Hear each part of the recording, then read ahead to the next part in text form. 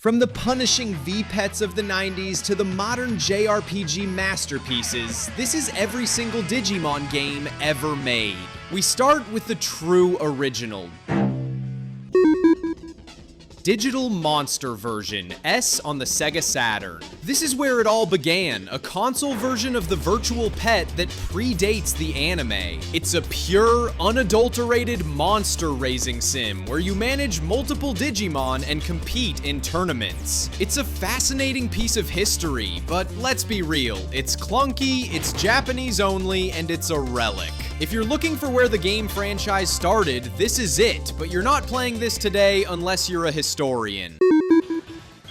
The game that defined the franchise for a generation, Digimon World on the PlayStation. And I'm gonna say it, this game is a masterpiece of intentional frustration. It throws you into the deep end with zero hand-holding. Your partner is constantly hungry, constantly pooping, and constantly dying. You spend more time managing bathroom breaks than fighting. It's a brutal, unforgiving V-Pet simulator disguised as an RPG. But the moment you finally get that metal Greymon, the feeling of accomplishment is unmatched. It's a cult classic for a reason, but it is not for the faint of heart.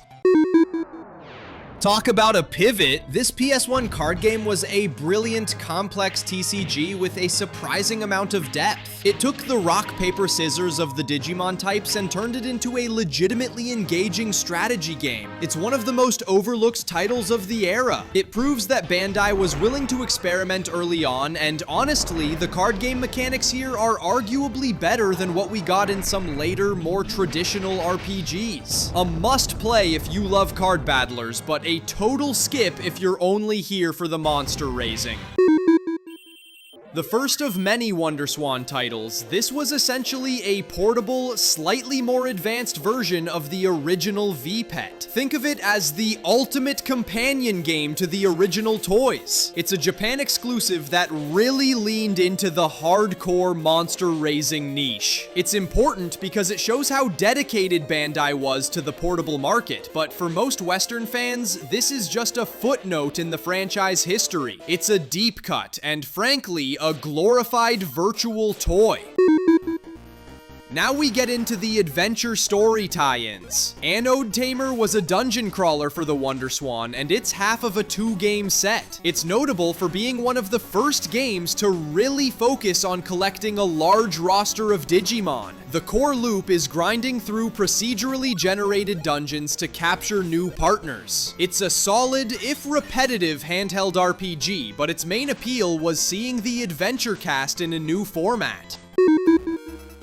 The second half of the Tamer duo, Cathode Tamer, is the same game as Anode Tamer, but with a different set of exclusive Digimon to capture. This was Bandai's first taste of the dual version strategy that Pokemon perfected. It's a cynical move, but it worked. If you played one, you played both. It's a decent time sink, but the real legacy here is establishing the precedent for split version releases in the Digimon storyline years later. Digimon World 2 is the series' awkward teenage phase. It completely abandoned the V-Pet simulation of the first game and became a pure, punishing dungeon crawler. You drive a tank through grid-based mazes, and the difficulty spikes are legendary. The grinding is relentless, the load times are agonizing, and the save system is brutal. It's a painful experience, but it introduced the DNA Digivolution mechanic, which is a massive, crucial step for the series. It's a game I respect for its ambition, but I cannot recommend playing it today.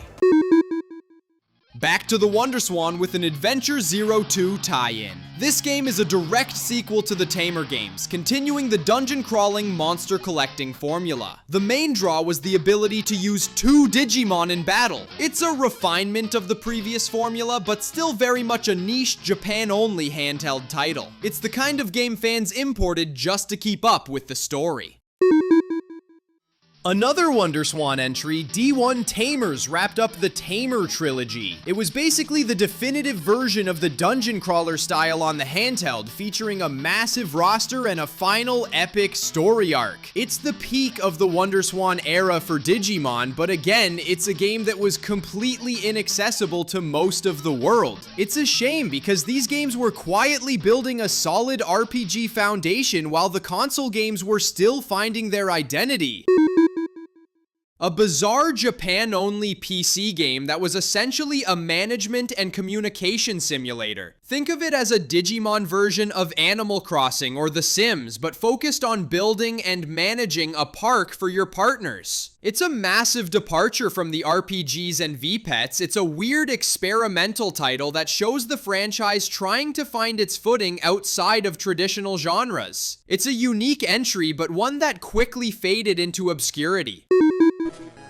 Finally, a fighting game! Battle Spirit on the WonderSwan Color was a fast-paced, arena-style fighter. It was simple, chaotic, and perfect for a handheld. It was a great way to see your favorite Digimon from the anime duke it out without the complexity of an RPG. It's a solid, fun entry that proved the franchise could work in the fighting genre, paving the way for the later Rumble Arena games. This is the consolidated version of the two previous WonderSwan games released as a single title for the WonderSwan Color. This is the version you should play if you want to experience the Tamer dungeon crawlers. It's a smart move to combine them, but it's still a niche game on a niche console. It's a great example of Bandai trying to make their fragmented releases more accessible, even if only to the Japanese market. A bizarre board game / mini game collection for the WonderSwan Color, tying into the Tamers anime. It's essentially a digital board game where you move around, trigger events, and play simple mini games. It's a fun distraction, but it's not a core Digimon experience. It's the kind of tie-in game that exists purely to capitalize on the anime's popularity, and it's easily forgotten. This is the true epic finale of the Tamer series on the WonderSwan Color. It features a massive roster and a storyline that crosses over multiple Digimon universes. For lore enthusiasts, this game is a goldmine. It's the ultimate payoff for those who stuck with the handheld RPGs. It's a complex, deep, and satisfying conclusion to the Tamer saga, and arguably the best RPG on the WonderSwan. The first Digimon fighting game to hit the PlayStation, and it was a smash hit. It was simple, accessible, and featured a roster of fan-favorite Digimon from Adventure, 02, and Tamers. It's a chaotic, fun brawler that was the perfect counter-programming to the complex RPGs. It's a classic party game, and it's the reason many fans have fond memories of the PS1 era outside of Digimon World. This is a must-play. A handheld version of the physical Digimon card game. Unlike the digital card battle on PS1, this was a direct adaptation of the real-life TCG rules. It's a solid, faithful adaptation, but it suffered from the same problem as all WonderSwan games: limited reach. It's a game for card game purists, but it doesn't have the same broad appeal as the PS1 card game. An extremely obscure, Japan-only PC title. This game was a digital pet simulator that focused heavily on the VPET mechanics and online connectivity. It's another experimental title that tried to bridge the gap between the physical toys and the digital world. It's a deep, niche title that is almost impossible to play today, but it shows the franchise constantly trying to innovate in the monster-raising genre. Digimon World 3 is where the series finally found its traditional JRPG footing. It was a massive, sprawling adventure that felt more like Final Fantasy than a VPET. You explore a vast world, you have a party of 3 Digimon, and the combat is turn-based. It was a huge step forward for accessibility, but the grinding was still intense, and the backtracking was legendary. It's the true precursor to the Digimon Story series, and for many, this is the best PS1 Digimon game. An updated version of the original battle spirit for the WonderSwan color. It added new characters and stages from the Tamers movie. It's a minor update, but it shows how dedicated Bandai was to supporting the fighting game side of the franchise. If you're a fan of the original, this is the definitive version on the handheld. The sequel to the handheld fighter, this time focusing on the Frontier anime. It introduced the concept of spirit evolution and was a solid, fun brawler. It's a great example of the franchise keeping its games aligned with the current anime. It's a fun, fast-paced fighter, but it doesn't quite reach the classic status of the first Rumble Arena. The franchise's first attempt at a massively multiplayer online RPG. This was a PC title that focused on real-time combat and a massive world. It was a huge, ambitious undertaking, but it was plagued by technical issues and only lasted a few years. It's a fascinating failure that shows the series trying to compete with the likes of World of Warcraft. It's a shame it didn't last because the concept was ahead of its time. The sequel to the beloved PS1 brawler, Rumble Arena 2 on the PS2 and GameCube was a massive improvement. It ditched the single-screen fighting for a multi-platform Super Smash Bros. Style arena brawler. The addition of 4-player support and the ability to digivolve mid-match made this game peak Digimon Party chaos. It's fast, it's fun, and it's the definitive fighting game of the franchise. If you're looking for a great couch co-op brawler, forget the first one. This is the one you need. Every major franchise needs a kart racer, and Digimon Racing for the Game Boy Advance is surprisingly solid. It's a competent, if unoriginal, racer that borrows heavily from Mario Kart. The unique twist is that Digimon digivolve when using power-ups, giving you temporary speed boosts and new attacks. It's a fun, lighthearted distraction that proves the franchise can succeed in any genre, even if it's just a charming clone. And then there's Digimon World 4, the game that betrayed the world name. They threw out the VPET, the JRPG, and everything fans loved, replacing it with a clunky, repetitive hack-and-slash dungeon crawler. The grinding for skill tech is absurd, the maps are dull, and the Digivolution mechanic is pointless because it resets your stats. This game is a prime example of a franchise losing its identity. It was clearly designed for 4-player co-op, but even that can't save this massive misstep. The true savior of the franchise, Digimon World DS, is where the modern Digimon Story lineage begins. It returned to the traditional monster-collecting JRPG formula, introducing the Digifarm and the essential scan and digivolve system that Sleuth would later perfect. This game is a massive step up, offering hundreds of Digimon and a solid, if simple, story. It's the unsung hero that laid the groundwork for every successful modern Digimon RPG. A direct tie-in to the Digimon Data Squad or Savers anime. This PS2 RPG is a mixed bag. It tried to blend the classic world elements with the new anime's focus on human characters. The biggest issue is that the game is incredibly slow and the mechanics are cumbersome. It's a game only worth playing if you are a die-hard fan of the Data Squad season. Otherwise, skip it and play the DS games.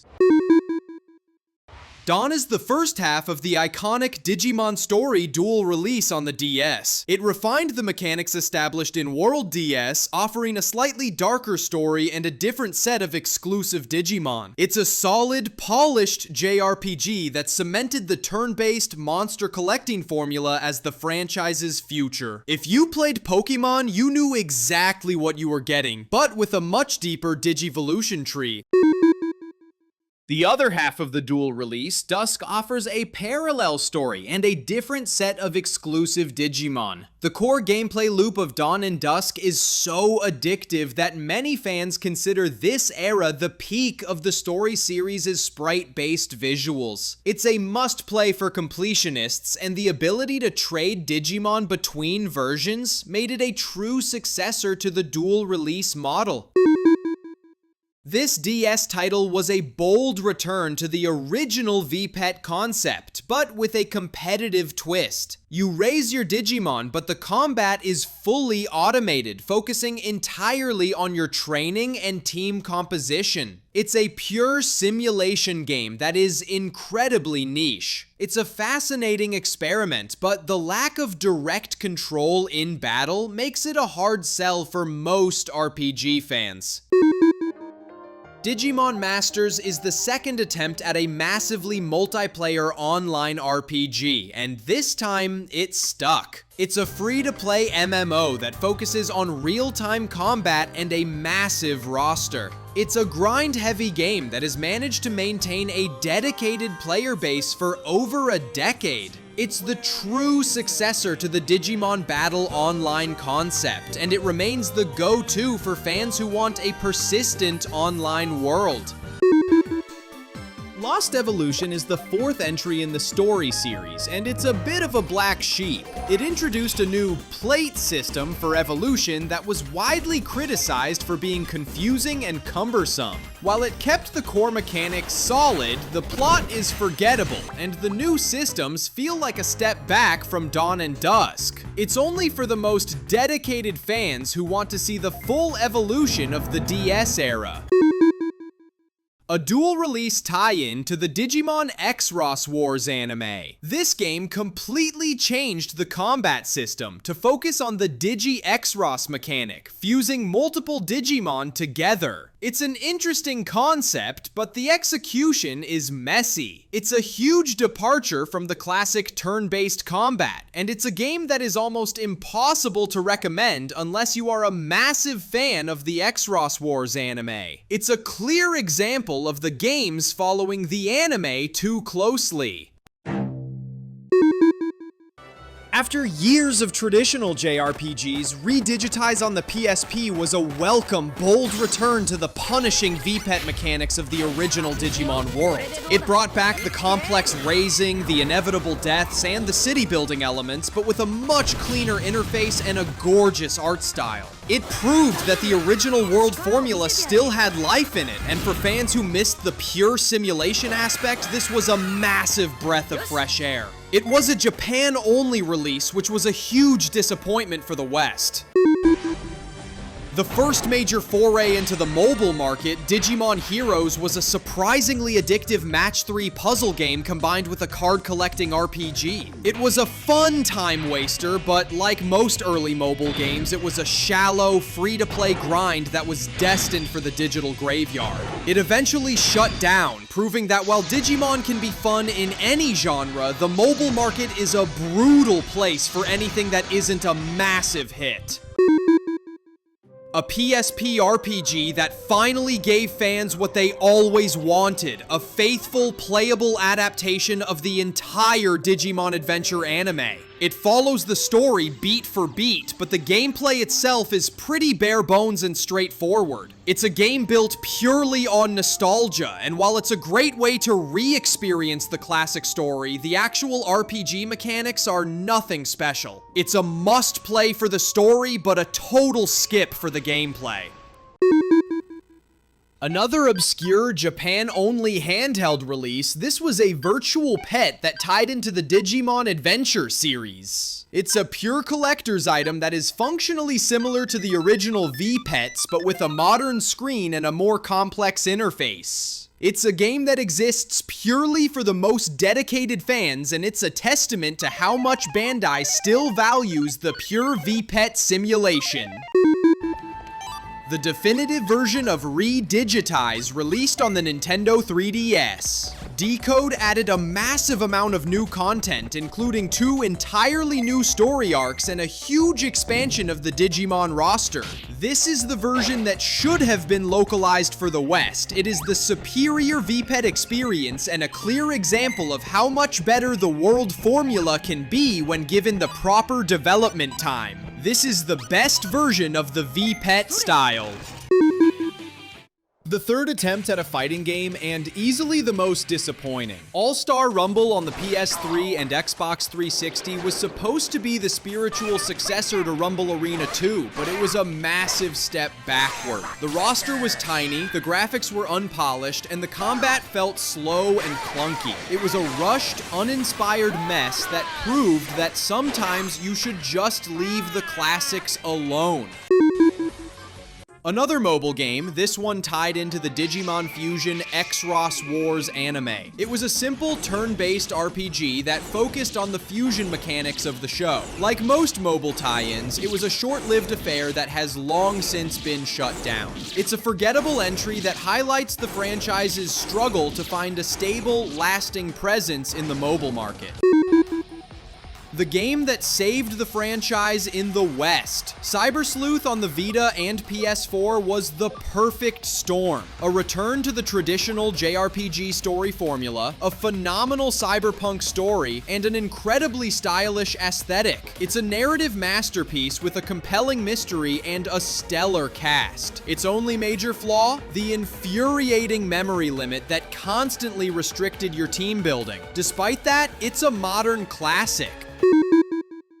Next Order on the PS4 and Vita was the first world game to be properly localized in years, and it doubled down on the VPET simulation by giving you 2 Digimon to raise. The grind is relentless, the deaths are frequent, and the management is intense. It's a game that demands patience, but the city building and the bond you form with your partners make the payoff incredibly rewarding. It's a great game, but it's a time sink for the dedicated. A 3DS RPG tie-in to the Appli Monsters anime. This game completely swapped out Digimon for Appmon, digital beings based on mobile apps. It's a solid, if unremarkable, JRPG that is completely inaccessible to most fans due to its Japan-only release. It's a weird, experimental title that shows the franchise trying to evolve, but the core concept never quite landed with the traditional fanbase.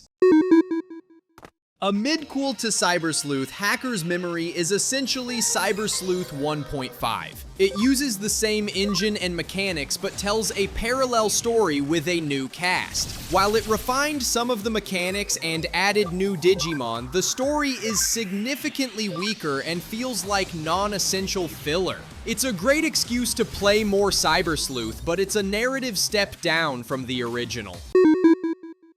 A return to the mobile market, ReArise was a turn-based RPG with a focus on team battles and a new original cast. It was praised for its beautiful art and its focus on the bond between Tamer and Digimon. However, like all gacha games, it was a grind-heavy experience that was ultimately shut down in 2022. It's a sad end for a game that had a lot of heart, but it's the inevitable fate of the mobile market. The Definitive Package. Complete Edition bundles both Cyber Sleuth and Hacker's Memory into one game for the Switch and PC. It's the best way to experience the modern story saga, offering all the content and all the quality of life improvements from Hacker's Memory. If you're going to play Cyber Sleuth, this is the version you must buy. A China-exclusive mobile RPG that is a stunning visual upgrade for the franchise. It features gorgeous 3D models and cinematic attacks, but it's still a gacha game at its core. It's a game that Western fans look at with envy, but its regional lockout and reliance on the gacha model make it a non-factor for most of the global fan base. It's a beautiful game that we can only hope influences future releases.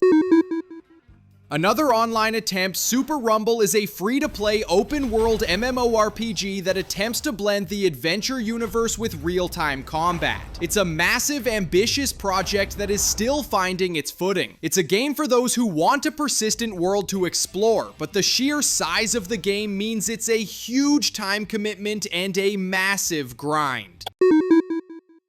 The biggest genre experiment in years. Digimon Survive is a visual novel combined with a tactical RPG. It's a dark, mature, and deeply emotional story that focuses on the harsh realities of survival. The tactical combat is solid, but the game is 80% reading and 20% fighting. It's a narrative triumph that will challenge your expectations, but if you're looking for a traditional monster collector, this is not it. An updated version of the long-running Digimon Masters MMO. This update brings new content, new Digimon, and a fresh coat of paint to the decade-old game. It's a testament to the enduring popularity of the original MMO, but it's still the same grind-heavy experience at its core. It's a game for the dedicated veterans, not for newcomers. The future of the Digimon Story series. Time Stranger is a massive visual and mechanical upgrade from Sleuth. It features gorgeous new models, and most importantly, it finally removes the frustrating memory limit. While it introduces a confusing new personality system, the quality of life improvements make the core gameplay loop infinitely better. This is the game that fixes the biggest mistake of the modern era, and it is the new mechanical monarch. Which one is your favorite? Let me know in the comments below. I'm reading every single one. Thanks for watching. Please, para pa